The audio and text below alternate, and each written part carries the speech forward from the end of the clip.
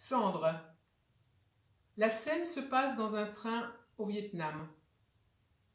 Une rencontre insolite entre une touriste et une exilée, Linh, qui revient au pays. Des mains en élévation, des mains figées, protectrices, exhibant un trésor, une boîte lourde et travaillée, un trésor pesant, en métal rouge cuivré, chatoyant, extirpé d'un sac à dos. Des mains généreuses en offrande. Tel un ostensoir, la boîte est brandie, exposée à notre émotion. Sur l'une des faces, un nom, 2 dates. Sur l'autre, rien. Rien que quelques ciselures, fines, précises.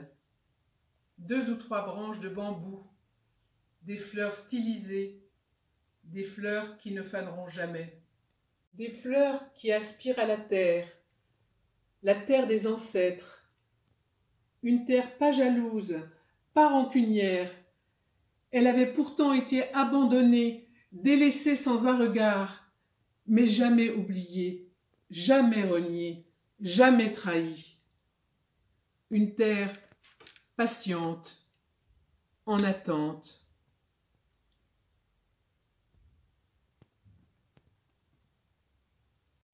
Linh pose son père entre nous. L'émotion exile notre regard vers la fenêtre du train. L'express Hue-Hanoï longe l'immensité des rizières d'un verre chargé d'espoir. Linh raconte. Son récit s'enracine et se nourrit des images vues à la télévision. La chute de Saïgon. Sa famille, sur une embarcation de fortune, un exil qui n'a rien de fiscal, un voyage au bout de la mer. Puis un jour, terre, le bateau décharge ses passagers, le reste des survivants, un quota d'acceptables.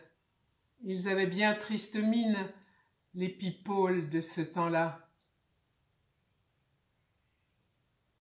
Une quinzaine d'années plus tard, Linh revient pour la première fois au pays.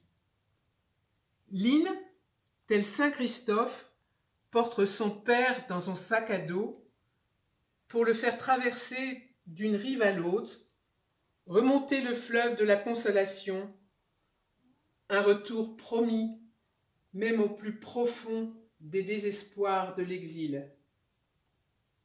Texte de Françoise Pernaut, images de Jean Marel.